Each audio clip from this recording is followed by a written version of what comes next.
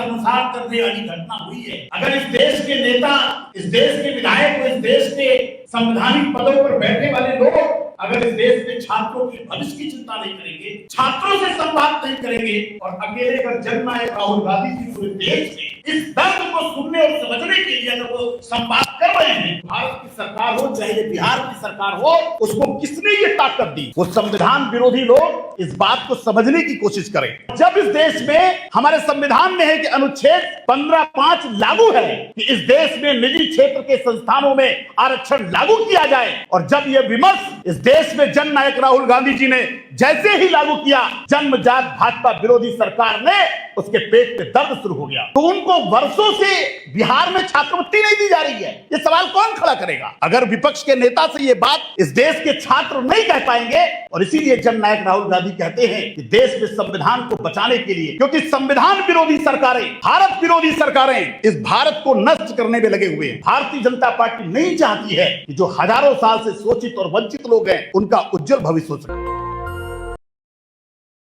Bharatiya Janata party चूंकि जन्मजात दलित विरोधी है, पिछड़ा विरोधी है, पिछड़ा विरोधी है और महिला विरोधी है, सामाजिक न्याय की विरोधी है। और कल जो एक साजिश रची हिंदुस्तान ने उसको देखा।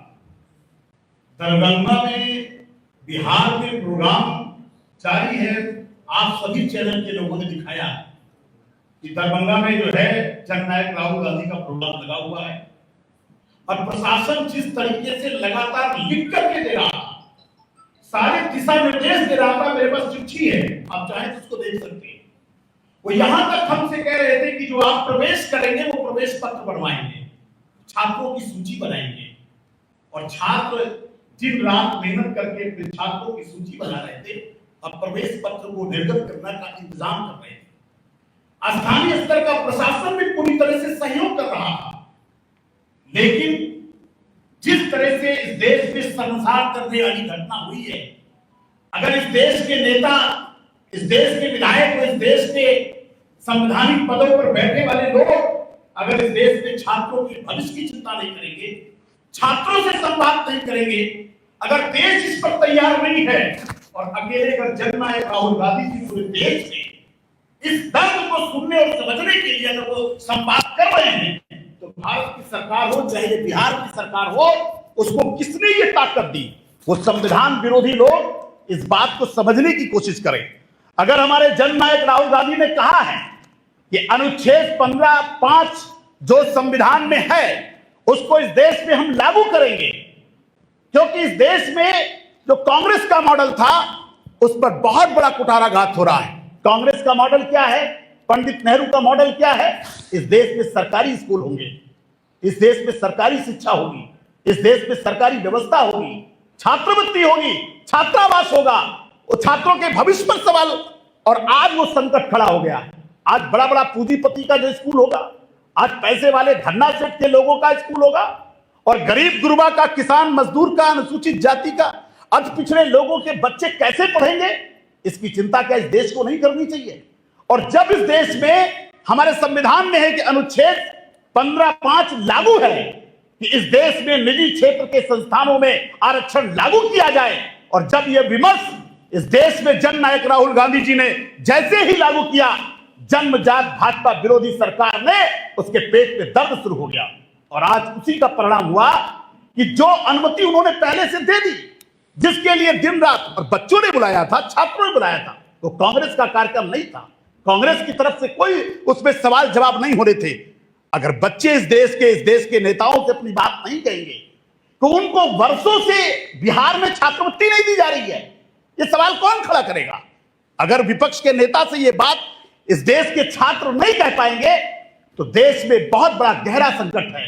और इसीलिए जननायक राहुल गांधी कहते हैं कि देश में संविधान को बचाने के लिए, क्योंकि संविधान विरोधी सरकारें, भारत विरोधी सरकारें इस भारत को नष्ट करने में लगे हुए हैं।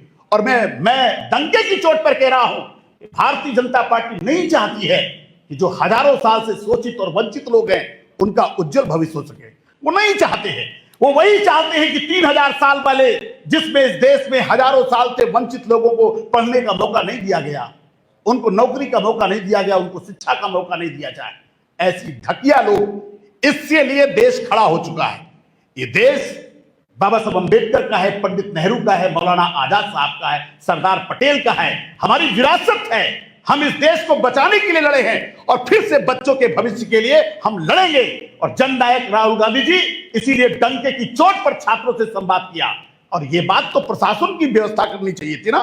अगर उनको लगता था कि लाइन ऑर्डर खराब हो सकता है तो आप हाउस अरेस्ट करते, आप किसी गेस्ट हाउस में बैठा देते, आप कुछ तो बचते। आपने किस तरह की हरकत किया है और विपक्ष के नेता के साथ आप जानलेवा किस तरह से घटना थी।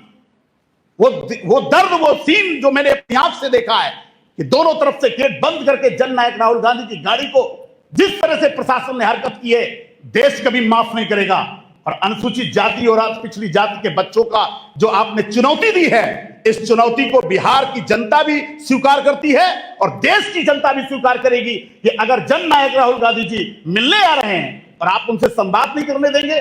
और एक सवाल मैं आपके सामने छोड़ रहा हूं, मीडिया के बंधुओं से पूछना चाहता हूं, इस देश का कानून किसके लिए होता है? जनता के लिए होता है। देश सरकार जनता के लिए होती है। कौन सा ऐसा कानून तोड़ा गया कल? ये कौन सा ऐसा नॉनसेंस काम हुआ? किसको इंजरी आ गई? आप कहते थे कि लाइन ऑर्डर बिगड़ गया, या लाइन ऑर्डर बिगड़ जाएगा। आपने कैसे कल्पना कर दी? इस देश में जब भी जननायक राहुल गांधी जी पैदल चले हैं, इस देश में कभी भी लाइन ऑर्डर नहीं खराब हुआ है। इस देश में ये संविधान के पुजारी हैं हमने संविधान बनाया है, हमारी विरासत है। हम बापू की विरासत को चलाते हैं। हम सत्य अहिंसा के और महात्मा गांधी और बाबा साहब अम्बेडकर की विरासत हैं। हम इस देश में कानून का पालन करते हैं। हमने और हमारी पार्टी ने, हमारे हर नेता ने कानून का पालन किया है।